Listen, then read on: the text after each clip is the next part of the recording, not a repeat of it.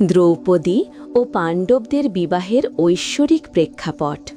দ্রৌপদী ছিলেন পাঞ্চাল রাজ দ্রুপদের কন্যা। যজ্ঞের অগ্নিকুণ্ড থেকে জন্ম নেওয়ায় তাকে বলা হয় যজ্ঞসেনী। তার জন্মের উদ্দেশ্য ছিল অর্জুনের হাত দিয়ে দ্রোণাচার্যের বিরুদ্ধে প্রতিশোধ নেওয়া। দ্রৌপদীর সৌন্দর্য, জ্ঞান ও ব্যক্তিত্ব এতই দীপ্তিমান ছিল যে স্বয়ম্বর সভায় বহু রাজপুরুষ তাকে জয় করতে এসেছিল। অর্জুন ব্রাহ্মণের ছদ্মবেশে স্বয়ম্বর সভায় উপস্থিত হন এবং মহাবীর কর্ণকে পরাজিত করে দ্রৌপদীকে জয় করেন।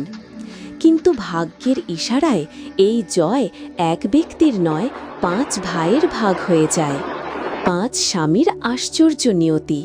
যখন অর্জুন দ্রৌপদীকে নিয়ে কুন্তির কাছে ফিরে আসেন, তিনি আনন্দে বলেন, মা দেখো আমরা কি এনেছি। অজ্ঞাতসারে কুন্তি বলেন, তোমরা ভাইয়ে মিলে ভাগ করে নাও। এই বাক্যটি ছিল ভাগ্যের এক অলৌকিক নির্দেশ। পরে ঋষি ব্যাসদেব এসে জানান যে পূর্বজন্মে দ্রৌপদী মহাদেবের কাছে এক আদর্শ স্বামী প্রার্থনা করেছিলেন, যিনি সর্বগুণ সম্পন্ন, যিনি বীর, যিনি ধার্মিক, যিনি জ্ঞানী, যিনি শক্তিশালী।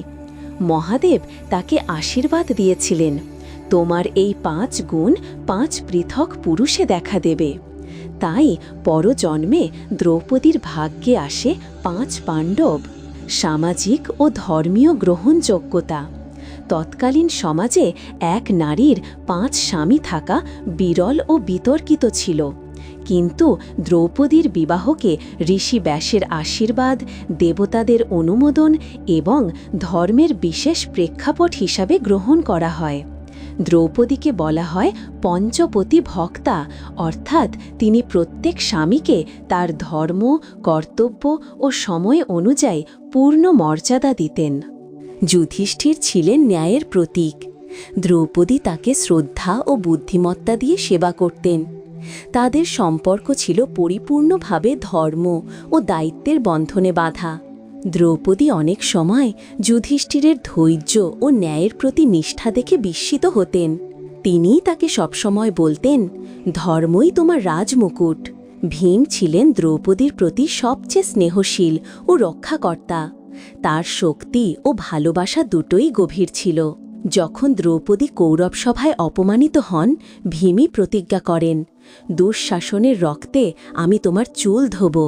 দাম্পত্য জীবনে ভীম তার প্রতি এক প্রকার প্রেমময়, ভক্তি ও রক্ষাকবচের ভূমিকা পালন করতেন।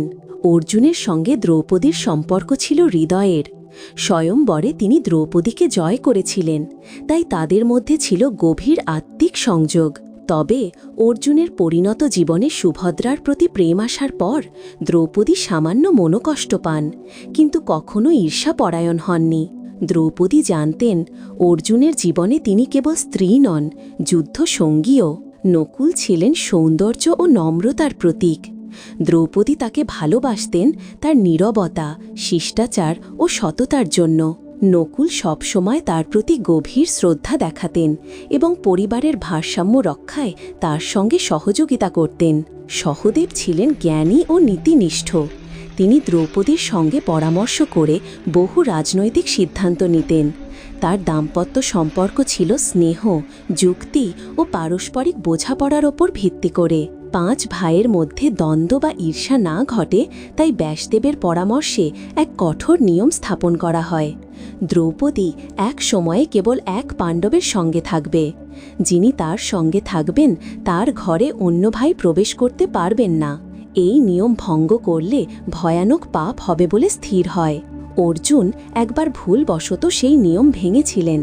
তখন তিনি তপস্যার দণ্ডস্বরূপ নির্বাসনে যান এবং পরে সুভদ্রাকে বিয়ে করেন। এই নীতির কারণে দ্রৌপদী কখনো অন্যায়ভাবে কোনো স্বামীকে বেশি প্রাধান্য দেননি। তিনি ছিলেন পঞ্চধর্মের প্রতীক: ধৈর্য, প্রেম, বুদ্ধি, শক্তি ও জ্ঞান। দ্রৌপদী শুধুমাত্র একজন স্ত্রী ছিলেন না, তিনি ছিলেন পাণ্ডবদের ঐক্যের প্রতীক। তার কারণে 5 ভাই এক সূত্রে বাঁধা ছিলেন। তার দাম্পত্য জীবন ছিল দায়িত্ব, ধর্ম ও সংযমের অনন্য উদাহরণ। তিনি কখনো ব্যক্তিগত সুখের জন্য স্বামীদের কাছে কিছু দাবি করেননি, বরং প্রতিটি সময় অরণ্যবাস, দুঃখ, রাজ্য হারানো বা অপমানের মুহূর্তে তিনি তাদের সাহস দিয়েছেন। কুরুসভা ও দ্রৌপদীর প্রতিজ্ঞা। দ্রৌপদীর দাম্পত্য জীবনের সবচেয়ে গুরুত্বপূর্ণ অধ্যায় ছিল কুরুসভা। যুধিষ্ঠির যখন পাশা খেলায় তাকে হারান, তখন দুঃশাসন তাকে টেনে সভায় আনে। তখন দ্রৌপদী একাই প্রশ্ন করেন, যে নিজেকে দাসে পরিণত করেছে সে কি আমাকে হারানোর অধিকার রাখে? এই প্রশ্নে সভা কেঁপে ওঠে।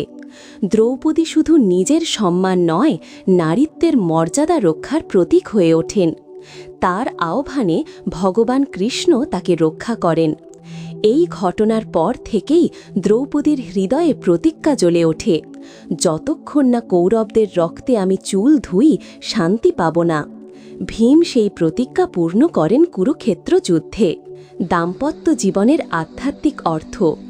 দ্রৌপদীর জীবনে ফুল সজা বা পার্থিব রোম্যান্সের কোনো বর্ণনা মহাভারতে নেই, বরং তার জীবন হল পবিত্র সম্পর্ক, কর্তব্যবোধ ও আত্মসংযমের প্রতীক।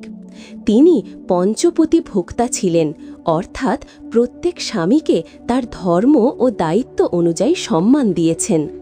5 জন স্বামীর সঙ্গে থাকার মানে এই নয় যে তিনি 5 ভালোবাসা ভাগ করেছিলেন, বরং তিনি প্রত্যেকের ভিন্ন গুণকে সম্মান করতেন।